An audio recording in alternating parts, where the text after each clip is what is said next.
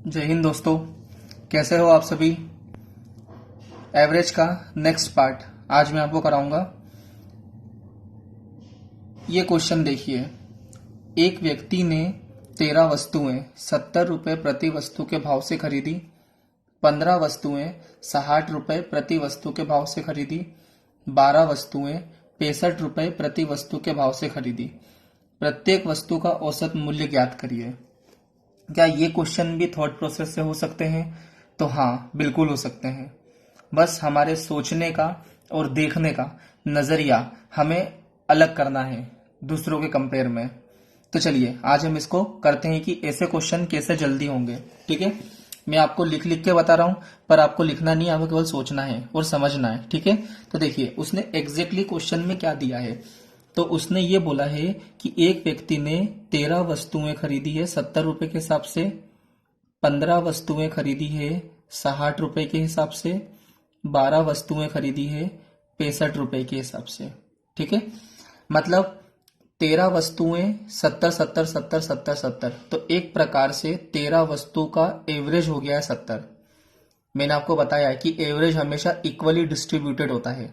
ऐसे ही 15 वस्तुएं खरीदी उसने 60 60 60 60 60 रुपए की।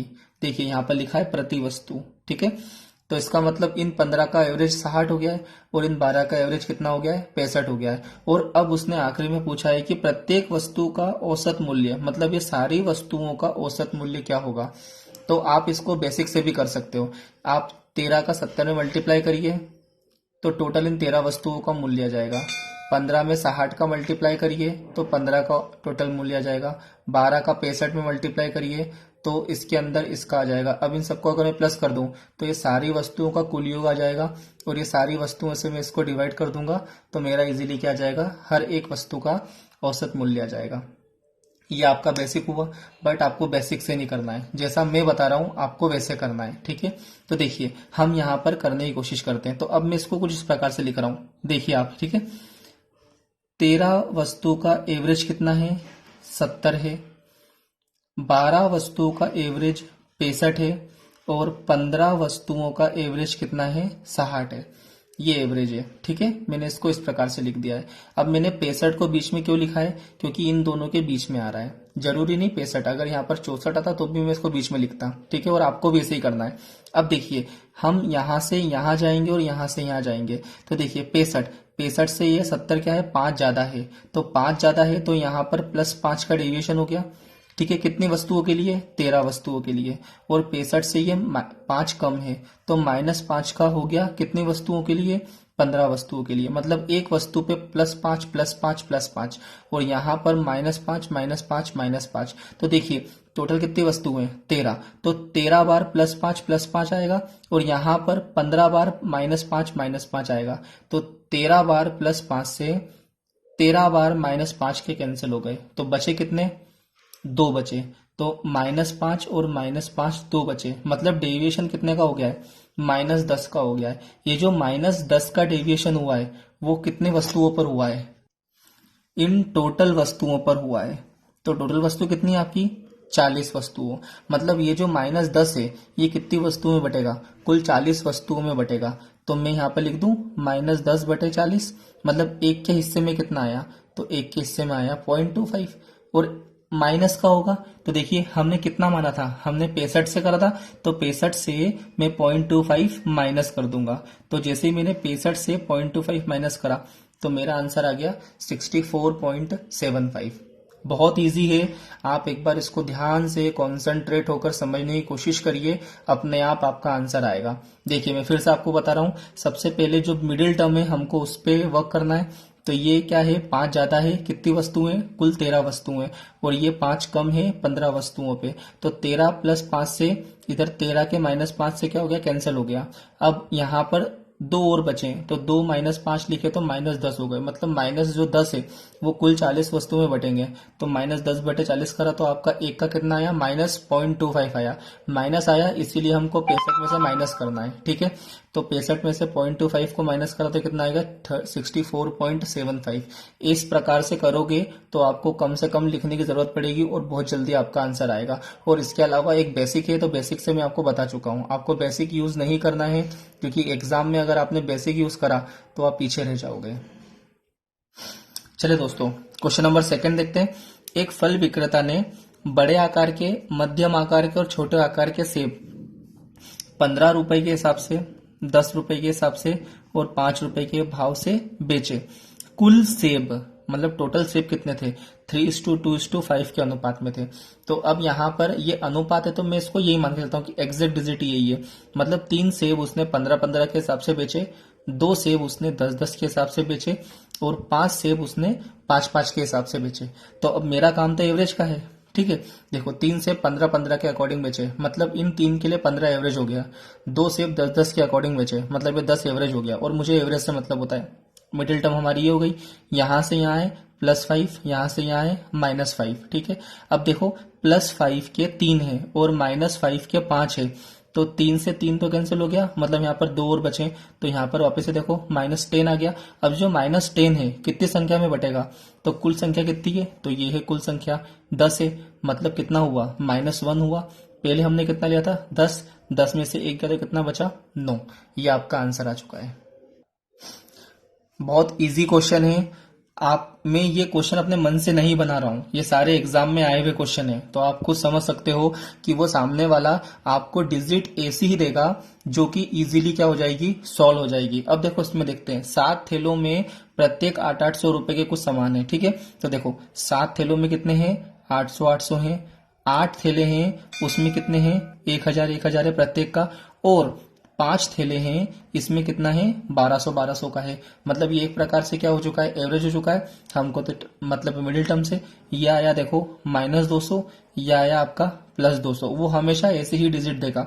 अब देखो -200 के 7 है और +200 के 5 है, इसका मतलब -200 के 2 और बचे, क्योंकि 5 से 5 तो कैंसिल हो गए, 2 और बचे ना -2 के, तो कितना जाएगा? -400 आ जाएगा। अब जो -400 आया कितनी डिजिट में बटेगा? तो कुल इसमें बटेगा। तो 8 और 7 15, 15 और 5 20, मतलब 20 में बटेगा। तो ये कैंसिल हो गया, मतलब -20 होगा। हमने 1000 लिया था, 1000 में से 20 गए कितने बचे? 980। ये आपका इजीली आंसर आएगा देखते ही। तो कोशिश करो कि मेरी मेथड को बहुत ध्यान से समझो, कॉन्सेंट्रेट होकर समझो, तो आपको इजीली कोई सी भी एग्जाम में आप इसको क्रैक कर सकते हो। चलिए दोस्तों, क्वेश्चन नंबर 4 करते हैं।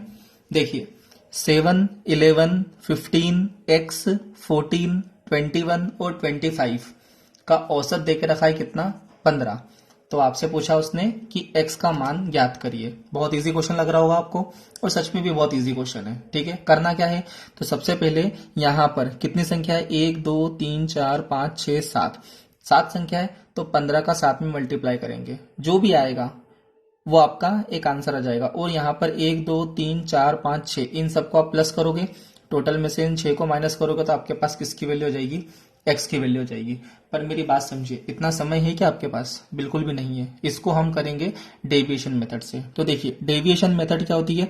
हमें 0 लाना पड़ता है। डेविएशन कितना लाना पड़ता है? 0। तो देखिए मैं मान लेता हूं कि अब जो एवरेज मेरा 15 है, तो सबका मैंने 15-15 मान लिया है। तो देखिए अब ये जो 7 है, ये 15 से कितना कम है? तो आप बोलोगे ये 15 से 8 कम है, तो मैंने -8 लिख दिया, ठीक है। इसको आपको मन में करना है, मैं यहाँ लिख के बता रहा हूं आपको, ठीक है। दूसरी डिजिट कितनी है? 11। ये कितनी कम है? ये 4 कम है, ठीक है। तीसरी है 15, 15 है, मतलब ये तो 0 हो चुका है।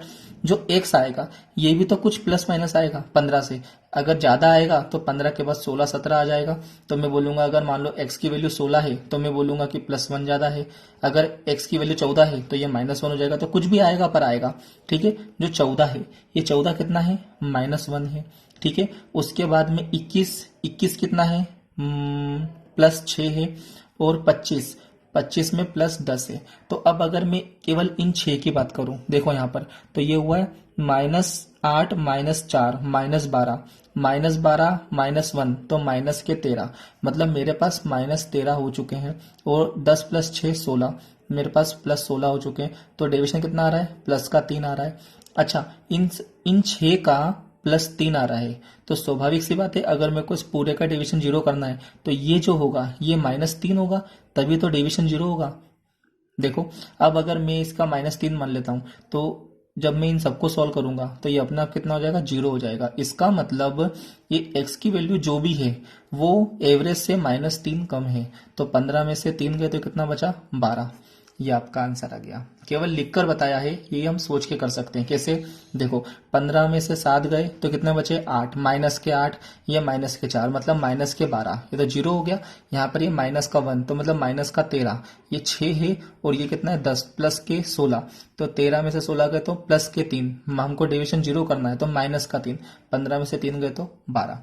ये आपका इजीली आंसर आ गया। अब सेम का सेम क्वेश्चन यहाँ पर भी देके रखा हुआ है, सेम क्वेश्चन है। देखिए 3, 11, 7, 9, 15, 13, 8, 19, 17, 21, 14 और x का औसत कितना देके रखा है, 12। अब आप सभी इस वीडियो को पॉज करो और इस मेथड से करने की कोशिश करो, या फिर जो बेसिक से है उससे करो, जैसे भी करना है करो। इस x की वैल्यू लेकर आओ और ये देखना है कि आपको समय कितना लगा है। चलिए दोस्तों, अब हम इसको करते हैं। तो देखिए अब मैं इसको कैसे कर रहा हूं, तो मैंने ये सारी डिजिट अभी यहां लिखी हुई है, ठीक है। देखिए 3, 11, 7, 9, 15, 13, 8, 19, 17, 21, 14 और ये x, और इन सबका एवरेज कितना है, 12। अब आप लोग या तो इन सबको प्लस करोगे और 12 से जो भी नंबर ऑफ डिजिट्स है उससे मल्टीप्लाई करके टोटल निकालोगे, टोटल में से इसको माइनस करोगे और आपका x का आंसर आएगा, या फिर डेविएशन आप 12 ले लोगे, ठीक है। अब देखिए जब ज्यादा डिजिट आ जाती है तो आप एक और मेथड अप्लाई कर सकते हो, डेविएशन मेथड ही है, पर देखो हम कैसे करते हैं। यदि मेरे पास एवरेज कितना है, 12 है, तो इसका डेविएशन अगर 0 करने की बात करूं मैं, तो मैं अगर एक बार -12 ले लूं तो एक बार मेरे को +12 लेना पड़ेगा, हाँ कि ना, तभी डेविएशन कितना होगा, 0 होगा। तो चूंकि यहाँ देखिए इस जगह पर अब आप ये माइनस को और प्लस को छोड़ो, यहाँ कितना है 12 और यहाँ पर भी कितना है 12। इसका मतलब जब भी ऐसी दो डिजिट जिसका सम कितना हो जाएगा, 24 हो जाएगा, ठीक है। एक छोटे में 12 से और एक 12 से काय में, बड़े में, तो वो अपने आप कितना हो जाएगा, 0 डेविएशन हो जाएगा। जैसे फॉर एग्जाम्पल देखिए यहां पर अगर मैंने यहां पर 11 ले लिया है, ठीक है, यहां देखिए 11, ये 12 से कम है। अब कहीं पर 13 दिख रहा है क्या मुझे, तो हाँ 13 दिख रहा है, ये 12 से ज्यादा है। इसका मतलब इन दोनों का अगर सम 24 आ रहा है तो इसका मतलब इसका डेविएशन कितना होगा, 0 होगा। तो अब आप देख सकते हो यहाँ पे जल्दी निकालने का एक तरीका होता है कि ओ डेविएशन किसका ज्यादा आ रहा है। देखिए 11 13 का तो हो गया था। अब देखिए 15 और 9, एक 12 से छोटा है एक 12 से बड़ा है, मतलब इसका डिवीजन भी कितना आएगा, 0 आएगा। ये देखिए 17 और 7 24 हो जाएगा आपका। 21 और 3 ये भी कितना हो गया, 24 हो गया, ठीक है। तो अब देखिए बचा क्या क्या है, x बचा है, 8 बचा है, 19 बचा है और 14 बचा है। तो देखिए कैसे हमने ज्यादा डिजिट को अपने आप कैंसिल कर दिया और हमारा कैलकुलेशन क्या हो चुका है, कम हो चुका है। देखिए यहां पर मैंने इस क्वेश्चन में कुछ भी नहीं लिखा है, आपको कल समझाने के लिए मैंने ये लिखा है। तो अगर आपको ऐसे समझ में नहीं आया है तो आप डेविएशन से कर सकते हो, और अगर वैसे समझ में भी नहीं आया है तो आप बेसिक से भी कर सकते हो। बट मेरी राय आपको यही है कि आपको जो मेथड मैं बता रहा हूं आप उससे करिए, क्योंकि आपका जो कंपटीशन है वो बहुत और बहुत शार्प स्टूडेंट से है, वो हमेशा आपको पीछे करते रहेंगे। चलिए अब देखते हैं, अब मेरा एवरेज कितना था, 12 था। तो अब देखते हैं हम 12 से ये कितना कम है, तो ये -4 कम है, ठीक है। 12 से ये कितना ज्यादा है, तो ये +2 ज्यादा है। 12 से ये कितना ज्यादा है, तो ये +7 ज्यादा है। तो अब हम इन तीनों करते हैं। देखिए यहाँ पर 7 और 2 9, 9 में से इधर गया तो +5। अब मेरे पास +5 डेविएशन आ रहा है, तो स्वाभाविक सी बात है x का जो डेविएशन आएगा वो -5 आएगा, क्योंकि इन दोनों को तो मेरे को 0 चाहिए। तो हमने पास जो हमारे पास 12 था, तो 12 में से 5 गए तो कितने बचे, 7। ये आपका फाइनली आंसर आ गया। बहुत इजी है, अगर समझ में नहीं आया है तो वीडियो को दोबारा देखिए, ठीक है। चलिए क्वेश्चन नंबर 6 देखते हैं। आपके पास x संख्याएं हैं यहां तक और इसका औसत देके रखा है कितना, x बार। यदि मैं इन सबके सम में से एवरेज को क्या करता हूं, घटाता हूं, तो मेरे पास क्या बनेगा, तो एवरेज में से अगर मैं संख्या को घटाऊंगा तो मेरे पास हमेशा कितना आएगा, 0 आएगा। अब ये कैसे आया है ये मैं आपको आने वाले क्वेश्चनों में बताऊंगा। जैसे ही आने वाले क्वेश्चन आप देखोगे तो इजीली आपको इसका आंसर समझ में आने लगेगा, ठीक है, कि यहाँ पर मैंने घटाने पर 0 क्यों आया है, ठीक है। अब एग्जाम्पल मैं आपको ये देता हूं, जैसे मान लो कि 4-5 संख्या है और इसका एवरेज कितना है, k है। तो यदि यदि मैं इन सब संख्याओं में ये इन सब संख्याओं में 2 का प्लस करूंगा तो अपने आप एवरेज में भी कितने का प्लस होगा, 2 का प्लस होगा। ये सब संख्याओं में से मैं 2 घटाऊंगा तो कितने का, एवरेज में से भी कितने घटेंगे, 2 घटेंगे। इन सब संख्याओं में 2 से मल्टीप्लाई करूंगा तो एवरेज में भी किससे मल्टीप्लाई करना पड़ेगा, 2 से मल्टीप्लाई करना पड़ेगा। और अगर इन सब में मैं डिवाइड करूंगा 2 से तो एवरेज में भी किससे डिवाइड करना पड़ेगा, 2 से करना पड़ेगा। तो सेम का सेम क्वेश्चन ये ऐसा कैसा ही है। तो यहाँ पर अगर माइनस करने को बुलाया उसने तो माइनस से करने को बुलाया, एवरेज ही माइनस करने को बुलाया। तो अगर हम संख्याओं में से एवरेज को माइनस करेंगे तो हमेशा 0 आएगा। फॉर एग्जाम्पल 4 संख्या है, इन चारों का एवरेज कितना है, 4 है। तो मैं यहाँ पर सब जगह पे 4 4 मानूंगा ना, और इन सब में से मैं 4 4 क्या कर दूं, माइनस कर दूं, तो मेरे पास फाइनली कितना मिलेगा, 0 मिलेगा।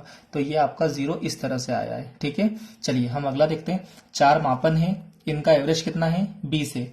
जब C को प्रत्येक संख्या में जोड़ा जाए तो औसत कितना हो जाता है, 22 हो जाता है। देखिए पहले कितना था, 20 था, तो इन चारों को मैं 20 20 मान के चलूंगा और चारों क्या हो गए, 22 22 22 हो गए। इसका मतलब सब में हमने कितना कितना जोड़ा है, 2 2 जोड़ा है। तो इसका मतलब C कितना है, 2 है। तो ये 2 आपका आंसर आ चुका है। बहुत इजी क्वेश्चन है, आप इसको देखते से ही कर सकते हो। बस थोड़ा सा मेरे साथ बने रहिए, अपने आप आपका आंसर आएगा। चलिए देखते हैं। 8 संख्याओं का औसत कितना है, 21 है। यदि प्रत्येक संख्या में 8 से गुणा किया जाए तो संख्याओं का जो नया सेट होगा उसका औसत क्या होगा। तो देखो हम अगर हर संख्या में 8 से गुना करेंगे तो एवरेज में भी 8 से गुना करना पड़ेगा। तो मुझे साफ साफ दिख रहा है कि 21 में जब मैं 8 का मल्टीप्लाई करूंगा तो मेरे पास 168 आएगा। बहुत इजी क्वेश्चन है, आपको भी समझ में आ रहा होगा। चलिए अगले क्वेश्चन पे चलते हैं। 10 संख्याओं का औसत 7 है। यदि प्रत्येक संख्या में 12 से गुणा कर दिया जाए तो स्वाभाविक सी बात है, अगर हर संख्या में 12 से गुणा करूंगा तो एवरेज में 12 से करना पड़ेगा। 12 7 84, ये आपका आंसर आ चुका है 84। चलिए क्वेश्चन नंबर 10 करते हैं। 10 12 16 20 पी और 26 का औसत यदि 17 है तो पी का मान क्या होगा। तो इसको करते हैं हम डेविएशन से। तो ये पहला वाला -7 हो गया, उसके बाद में -5 हो गया, फिर ये हो गया -1 हो गया, 17 3 20 प्लस 3 हो गया, और 17 में 26 करना है तो इधर हो जाएगा 3 9 प्लस 9 हो गया। ठीक है, अब इसको सोल्व करते हैं। 7 और 5 12, 12 और 1 13, -13 हो गया, 9 10 11 12 प्लस के 12 मतलब माइनस का 1 हो गया। माइनस का 1 हुआ तो 17 में से 1 को माइनस कर दो, आपका आंसर 16। मैं आपको फिर बता रहा हूं ये मेथड बहुत अच्छी है, आपका आंसर बहुत जल्दी आने वाला है। बस आपको ये मेथड को समझना पड़ेगा और बहुत सारे क्वेश्चनों की प्रैक्टिस करना पड़ेगी। अगर आपके पास प्रैक्टिस के लिए क्वेश्चन नहीं है तो मैं आपको एक बुक रिकमेंड करता हूं, आप वो बुक लेकर आइए और उसमें से आप बहुत सारे क्वेश्चन कर सकते हो। मैं खुद भी उसमें से क्वेश्चन लेता हूँ। किरण की है बुक, प्रैक्टिस सेट है मैथ्स का किरण, आप लेकर आइए, बहुत सारे आपको उसमें क्वेश्चन मिलेंगे। चलिए क्वेश्चन नंबर 11 करते हैं। 232, 149, 208, 301, 399 और 415 का औसत ज्ञात कीजिए। अब इसका औसत निकालना बहुत इजी है। आप सब क्या करोगे, 1 2 3 4 5 6, इन 6 को प्लस करोगे और अपने आप क्या आ जाएगा, इन सबको आप 6 से डिवाइड करोगे और आपका आंसर आ जाएगा। या फिर आप इसका डेविएशन निकालोगे। डेविएशन निकालने के लिए आपको जरूरत है मिडिल टर्म की। तो मुझे पता है ये यहाँ पर देखिए इन सबके मिडिल में आ रहा है 300, तो ये 300 से कितना कम है, ये कितना कम है, ये कितना कम है, ये 300 से कितना ज्यादा है, ये कितना ज्यादा, ये कितना। और डेविएशन 0 करने के लिए क्या करना पड़ेगा, आपको प्लस माइनस करना पड़ेगा और उसके अकॉर्डिंग क्या आएगा, आपका आंसर आएगा। बट मैं आपको यहाँ पर एक मेथड और बताता हूँ। आपको एक बात याद रखनी, हमेशा एग्जाम में आपका काम है केवल आंसर लेकर आना। चाहे आप आंसर कैसे भी लेकर आओ, उनको कोई मतलब नहीं है आपके आंसर से, ठीक है, आपकी मेथड से। उनको मतलब है केवल और केवल आपके आंसर से। ठीक है, तो चलिए इसको अपन अब अपने अकॉर्डिंग करने की कोशिश करते हैं। तो देखिए मेरी बात बहुत ध्यान से सुनिए। यहाँ पर देखिए लास्ट डिजिट 6 है, यहाँ 4 है, यहाँ 2 है और यहाँ 0 है। इसका मतलब चारों में अलग अलग है। तो यहाँ मेरा काम हो सकता है केवल आखिरी डिजिट से। तो हमारा फॉर्मूला क्या होता है कि इन 6 को मैं प्लस करूं, 1 2 3 4 5 6, और इसको 6 से मैं डिवाइड करूं तो मेरे पास इसका क्या आ जाएगा, एवरेज आ जाएगा। अब मैंने आपको सिखाया है कि जब भी C9 मेथड में उसके पार्ट सेकंड दिखेगा, C9 मेथड का पार्ट सेकंड डिवाइड वाला, जब भी डिवाइड में 3 6 और 9 आता है तो आपको हमेशा इन सबको इधर लेकर जाना है। तो मैं यहाँ पर इसको इधर लेकर जाता हूँ। इसका मतलब इस एवरेज के आखिरी डिजिट से मैं अगर 6 का मल्टीप्लाई करूंगा तो इधर क्या आना चाहिए, लास्ट डिजिट में। तो चलो हम वो भी निकाल लेते हैं। तो देखिए 9 और 1 10, 0 आ गया, हमें कोई मतलब नहीं है यहाँ पे 0। 8 और 2 10, ये भी 0 आ गया। यहाँ पर देखिए 9 और 5 14, 14 मतलब आखिरी में कितना आएगा, 4 आएगा। तो देखिए अपन निकालते हैं। अब मैं अगर यहाँ पर 0 लिखूंगा तो 0 इंटू 6 0 आएगा, हमको तो 4 चाहिए, मतलब ये आंसर नहीं होगा। अगर मैं 2 रख दिया तो 2 छंग 12, मतलब 2 आ रहा है, ये भी आंसर नहीं होगा। यहाँ 4 रखूंगा तो 6 चौक 24, मतलब ये वाला हो सकता है। यहाँ पर रखेंगे छाए छाए 36, मतलब 6 आ रहा है। तो देखिए इजीली आपका 284 आंसर आ गया। मैं फिर से कह रहा हूँ, ये बहुत इजी वाले कंसेप्ट में आपको बताते हुए चल रहा हूँ। आपको घर पे बहुत सारे क्वेश्चन की प्रैक्टिस करना है, मेरे साथ बने रहना है। आपका इजीली ये चैप्टर अगर आपने मुझसे एक बार पढ़ लिया तो दोबारा आपको किसी की जरूरत नहीं पड़ेगी। आप इजीली खुद सक्षम होंगे इन क्वेश्चनों को करने के लिए। धन्यवाद।